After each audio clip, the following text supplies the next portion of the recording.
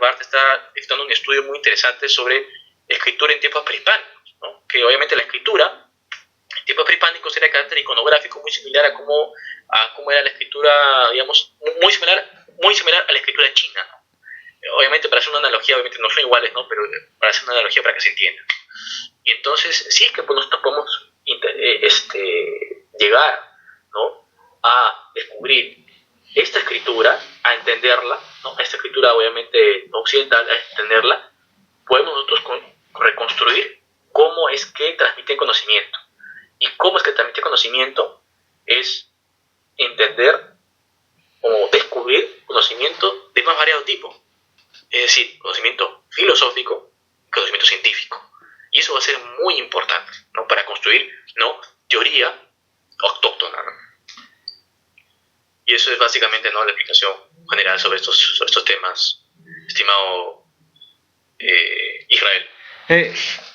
Alexander Dugin habla de la relevancia de la cuestión euroasiática con Lev Gumilev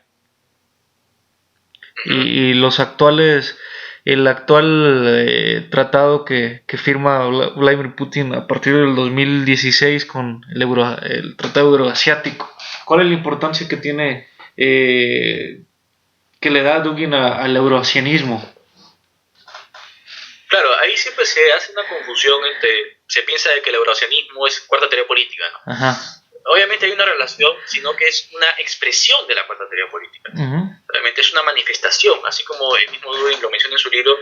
Expresiones de la cuarta teoría política son el euroasianismo y, por ejemplo, el nacional-bolchevismo. Uh-huh. Él te habla en un capítulo sobre el nacional-bolchevismo, que fue ese intento, ¿no?, de efectuar esa síntesis, ¿no?, entre las posturas más extremas de la izquierda y las posturas más extremas de la derecha, pero que fracasó obviamente por sus contradicciones internas, ¿no?, que no, al final no significó una síntesis real, ¿no?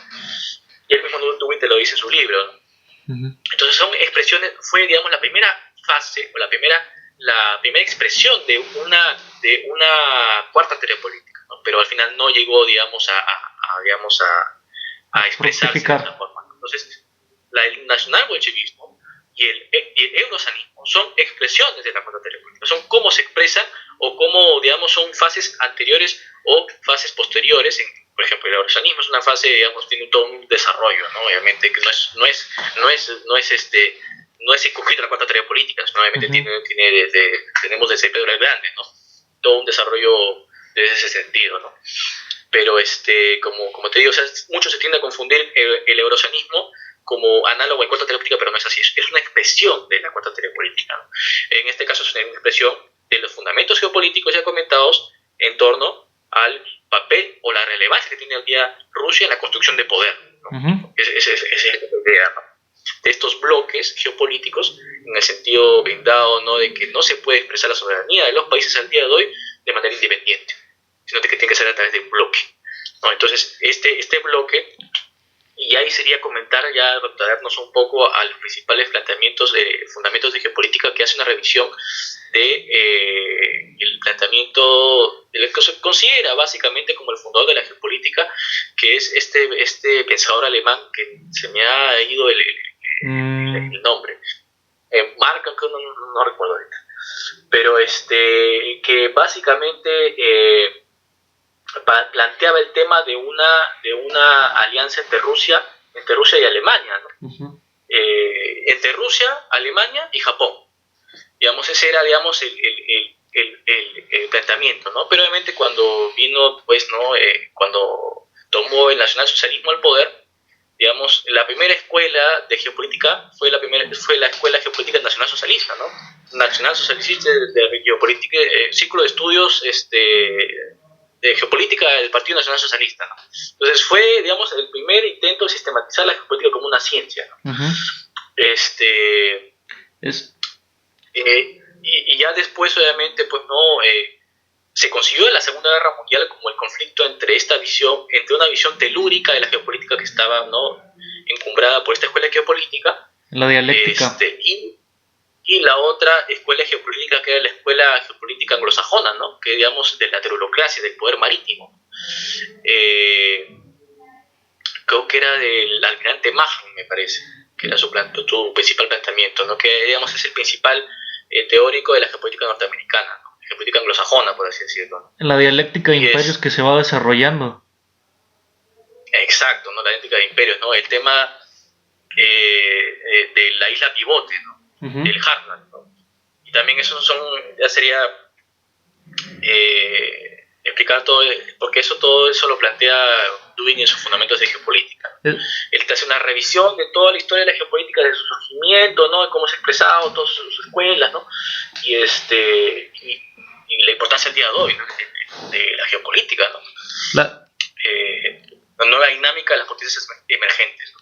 Alexander Dugin habla de esta cuestión que tanto está en boga actualmente en su libro de la Cuarta Teoría Política, de un nuevo orden mundial que realmente no existe y, como tú mencionabas, se forma por bloques. Uh-huh. Ahí yo recuerdo, porque cuando salió todos estos pensadores comentando sobre el tema de la pandemia, uh-huh, salió Slavoj Zizek, salió Byung-Chul Chan, salió otros pensadores, ¿no? Varios pensadores, diversidad de pensadores, perdón, comentando sobre el tema, ¿no? Y hubo un pensador en particular,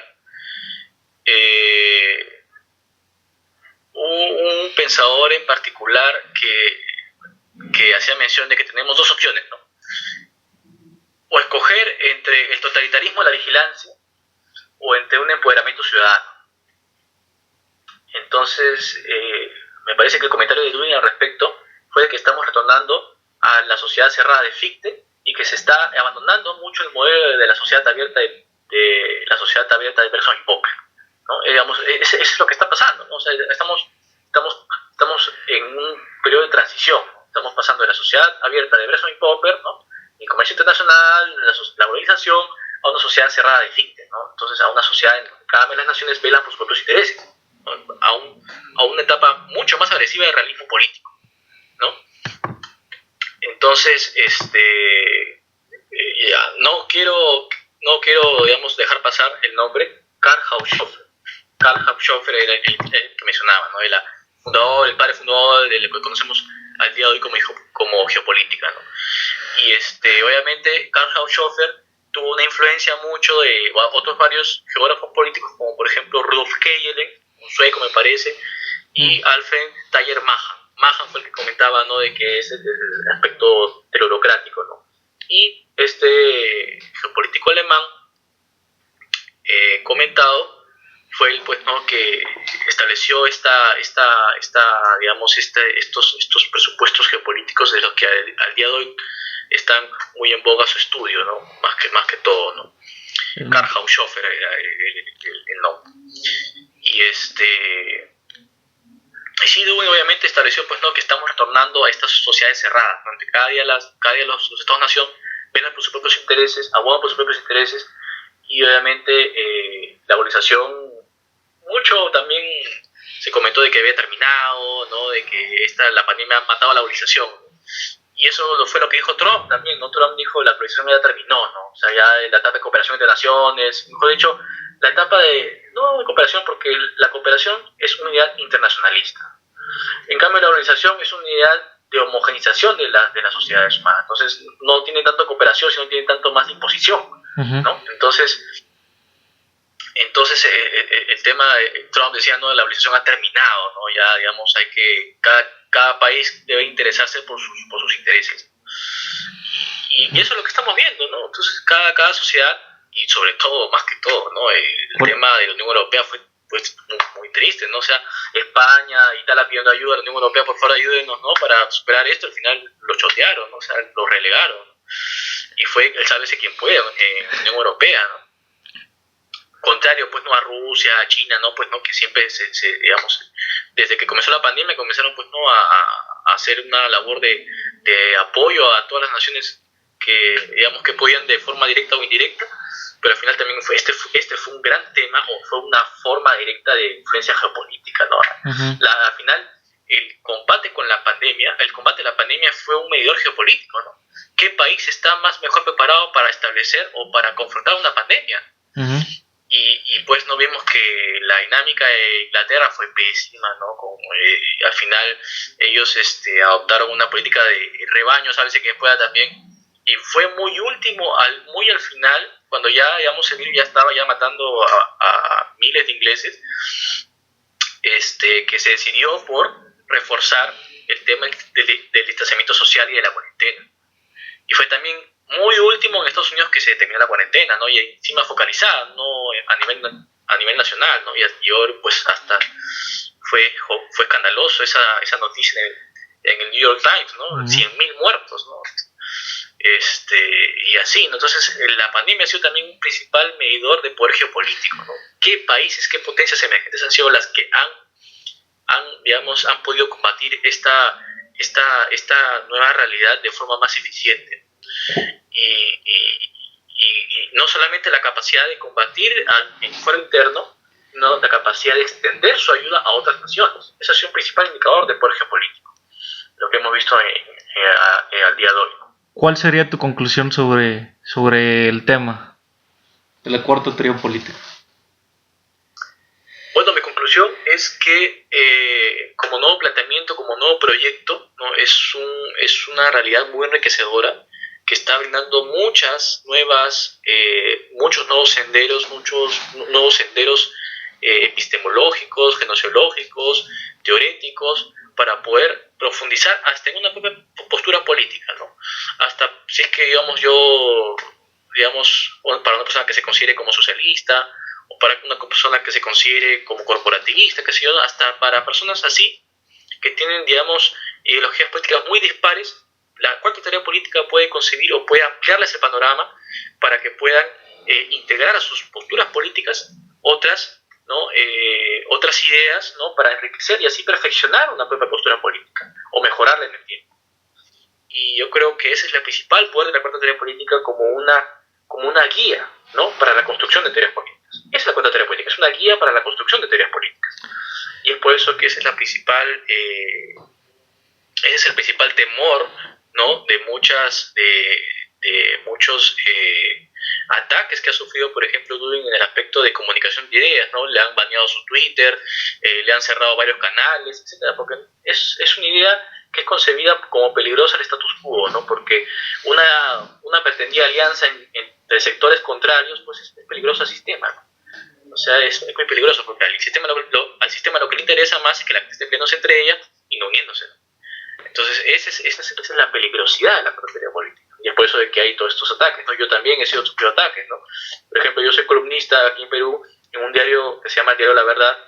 Varias veces, ¿no? Han intentado, ¿no? que yo deje de escribir, ¿no? Han mandado cartas, han llamado, han amenazado al director del diario, etcétera, ¿no? Entonces, por todas estas circunstancias, ¿no? Porque obviamente yo soy un crítico bastante fuerte del libertarismo, ¿no? Yo considero que es una falacia tremenda, ¿no? Es una demagogia pura, ¿no? Y ellos mismos lo dicen, el Centro Mises te dice que el libertarismo es una nueva forma de liberalismo clásico. Entonces, es más de lo mismo, solamente bajo una nueva máscara. Y ni siquiera máscara, ¿no? Porque ellos mismos lo dicen abiertamente, ¿no? Entonces yo he sido siempre muy crítico con el libertarismo, yo soy muy crítico también con el transhumanismo, ¿no? Y con ideas ultramodernistas, ¿no? Que solamente es una forma de ultracapitalismo, de ultraliberalismo, de ultraindividualismo, es simplemente de generar un aceleracionismo, ¿no? De lo que ya hay existente para generar una homogenización más rápida, ¿no? Entonces, si es que esta idea conspiranoica del nuevo orden mundial es real en cierto sentido, pues todas estas cosas contribuyen a eso, ¿no? Pero obviamente, como tú dices, el nuevo orden mundial no existe, es una falacia, ¿no? No hay un aspecto científico, empírico que nos permita a nosotros concluir de que hay un nuevo orden mundial, ¿no? De que hay una élite organizada, ¿no? De Bilderberg, ¿no? Que siempre se reúnen, ¿no? Para hablar cómo vamos a dominar el mundo, ¿no? Entonces, de que hay bloques de poder, obviamente hay bloques de poder, de que hay intereses políticos de las naciones, hay intereses políticos, ¿no? Pero de aquí a allá, de que todos están de acuerdo con una misma idea, ¿no? De dominio mundial, no, obviamente cada quien tiene sus intereses, ¿no? O sea, por eso las naciones grandes potencias tienen sus arsenales nucleares, ¿no? Obviamente tienen sus intereses y velan por sus intereses, ¿no? Y están dispuestos a defender sus intereses contra quien sea, ¿no? Entonces eso es una prueba pragmática de que el mundo mundial no existe, ¿no? O sea, porque las naciones están dispuestas a establecer guerras entre sí, ¿no? Entonces no hay una situación de armonía de intereses, ¿no? Sino al contrario de disrupción de intereses. Y es por eso de que tenemos una guerra en estos momentos, ¿no? Entre Armenia y Azerbaiyán. Uh-huh. Entonces si es que hay un mando unificado, pues no, ya pues no habían guerras, ¿no? Veíamos, ¿no? En una sociedad ideal, ¿no?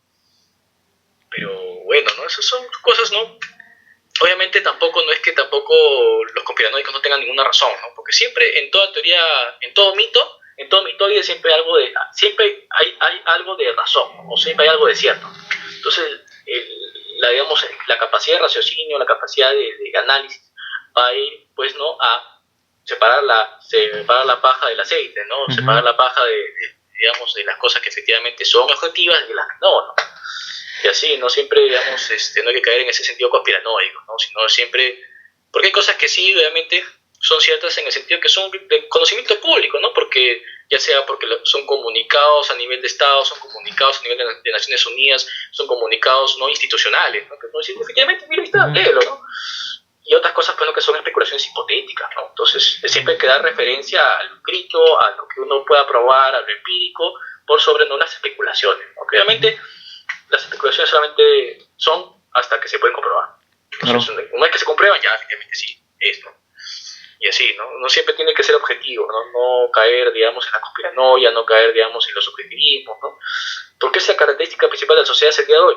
Muchos viven de la conspiranoia, muchos viven de los subjetivismos y poco del objetivismo. Y es por eso de que también es otra herramienta principal para control de masas, es que siempre estemos, ¿no? Interesados en tonterías y no realmente en las cosas que importan. No realmente en los reales problemas, en las reales, en los reales entramados geopolíticos y de poder que hay, ¿no? Que están en nuestras narices, que nosotros al final decimos, le damos más importancia a los reptilianos, ¿no? Le damos a los Illuminati, ¿no? Y al final vemos que dos naciones están en guerra y no le damos la importancia del caso. Entonces ese es el tema, ¿no? Yo creo que ese es el mensaje final, ¿no? Seamos objetivos, busquemos la verdad, pero obviamente con las armas de la razón, no, digamos, con subjetivismo, ¿no? Siempre hay que separar, siempre hay que ser objetivo, ¿no? Yo creo que esa es la principal, que eso debe ser en toda teoría política, ¿no? Porque es el principal defecto de las teorías políticas o de los epígonos de las teorías políticas es el dogmatismo, ¿no? Se cierran a una sola posibilidad. Y obviamente esto les hace crear, pues, no una desvirtuación de la realidad. O sea, la realidad ya no se muestra así como algo que efectivamente es, sino como nosotros quisiéramos que sea, ¿no? Entonces, y ahí viene el tema, pues, no, de una visión, pues, no, errónea de la realidad, ¿no? Y lo que no nos permite, pues, plantear soluciones acorde a nuestro nuevo contexto. Y es por eso nosotros que, por ejemplo, aquí en Perú decimos que la izquierda, pues, no está totalmente desfasada, está traumatizada, porque no ha sabido actualizarse al contexto actual. Por ejemplo, la izquierda en el Perú sigue pensando que el nacionalismo es digamos, una cuestión, pues, no fascista. Por ejemplo, eso ya, hasta si te vas a la idea Juche, ¿no? Hay un escrito que se llama Para comprender correctamente el nacionalismo, de Kim Jong-il, ¿no? Entonces ahí te dice, el nacionalismo no es contrario al internacionalismo, sino al contrario, su sustento fundamental. Entonces tienes una izquierda dogmatizada que sigue leyendo a Stalin, sigue leyendo a Lenin, sigue leyendo a Marx, pero no lee a otros autores dentro del mismo sistema de izquierda, ¿no? Dentro del mismo sistema, que no lee a Mao, que no lee, mejor dicho, más actual, ¿no? Que no lee a Xi Jinping, por ejemplo, que ya tiene como 3 tomos del libro, ¿no? O que no lee, por ejemplo, a Ida Juche, ¿no? Entonces, y se queda en esa visión trotskista del nacionalismo, por ejemplo. Y si leyera, por ejemplo, al mismo Stalin también, ¿no? O sea, el mismo Stalin tiene una obra que se llama La cuestión nacional, ¿no? Al mismo Lenin, ¿no? Que también habla de la teoría del socialismo en un solo país, ¿no? Uh-huh. Entonces, hay un desconocimiento de una propia postura política, ¿no? Entonces, a veces uno y es por eso que es tan difícil ser de una postura política, porque a veces no se conoce completamente la propia postura. Y lo que te obliga a la propia teoría política es leer a todas las teorías políticas. Entonces, y es por eso de que, digamos, por decirlo, el cuarto teórico, tiene que ser, digamos, es prácticamente como un erudito de la política, ¿no? Porque tiene que investigar el liberalismo, tiene que leer los autores del liberalismo, tiene que leer los autores del socialismo, tiene que leer, es como una especie de historiador de las ideas políticas, ¿no? Y eso te permite, obviamente, ampliar tu panorama, ¿no? Y es por eso de que, por ejemplo, he conversado mucho con gente de izquierda y las he actualizado, ¿no? O sea, he actualizado a gente de izquierda, digamos, con pensamientos de izquierda actuales, ¿no? Entonces, y ya tienen otra forma de pensar. Y siempre conversábamos, ¿no? De forma muy amigable, ¿no? Y bueno, acá no hay fascistas, ¿no? Pero, ¿sabes? ¿Qué otra persona, ¿no? Y también he tenido que conversar con liberales que no sabían que existían planteamientos llamados socioliberalismo, ¿no? El socioliberalismo es un planteamiento muy interesante que se dio en Alemania, que plantea precisamente la armonía entre libertad económica y justicia social. Porque siempre cuando hablo con liberales o con libertarios, no, la justicia social es algo comunista. Oye, la justicia social fue un concepto creado por un padre jesuita en el 1600, me parece, ¿no? En el 1700, algo así por ahí, ¿no? Entonces, ¿qué comunista me estás hablando? ¿No? Es un concepto de la doctrina social de la Iglesia.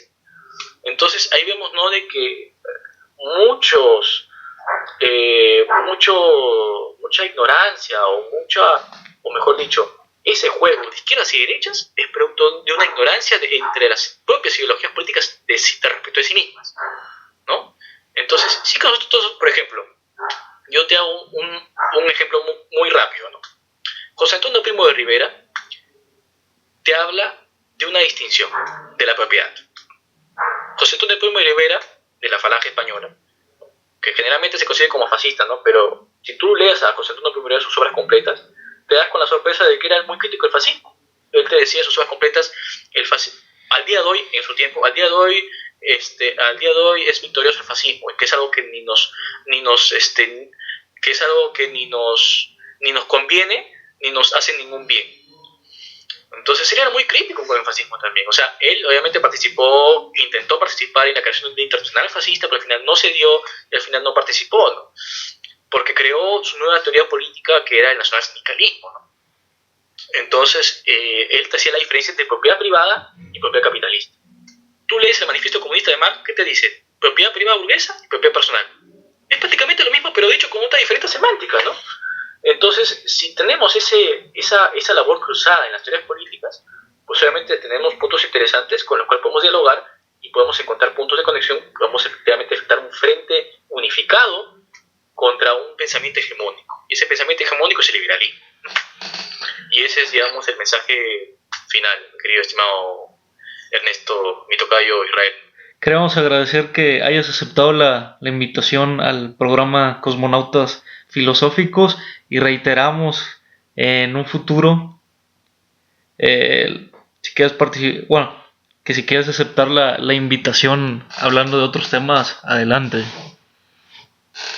No, claro, encantado, ¿no? Porque sí, siempre obviamente me entrevistan para hablar sobre cuarta teoría política.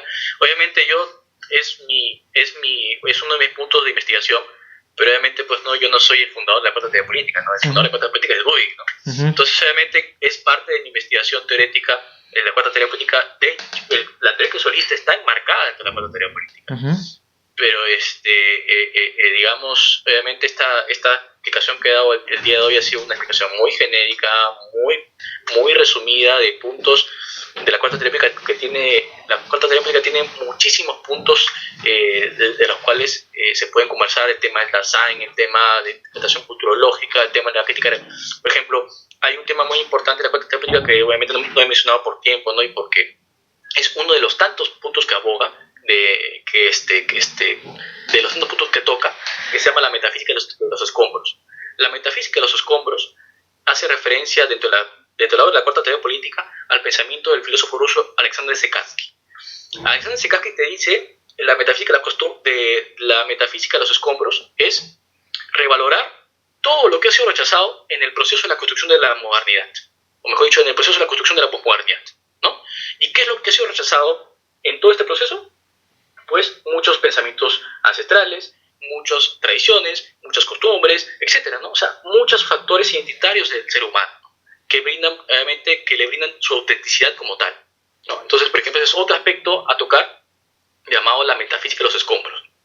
Y lo que hace la cuarta teoría política es precisamente, ¿no?, de los escombros del proceso de construcción de la modernidad, de lo que es rechazado, de lo que es relegado, de lo que es obliterado, de lo que es muchas veces destruido para construir el edificio de la sociedad del consumo, pues se lo rescata para construir este proyecto, ¿no?, de una teoría política comunitaria, ¿no?, que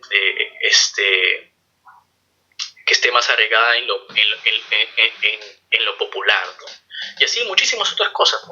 Obviamente ha sido un mapeo muy general, pero es básicamente para que sus oyentes puedan darse una idea y comiencen a, obviamente, investigar, ¿no? Porque siempre cuando se dan ideas generales, ¿no?, uno quiere saber más, ¿no? Entonces, la cuarta teoría política del libro está colgado libremente en internet, lo pueden revisar y créanme que se van a dar con una sorpresa, porque es un pensamiento de ruptura, ¿no? Es un pensamiento disruptivo, ¿no? Y si es que uno es de una particular ideología política, obviamente va a servir para contrastar sus conocimientos y enriquecerlos en cierto sentido. Muchas gracias, mi estimado tocayo.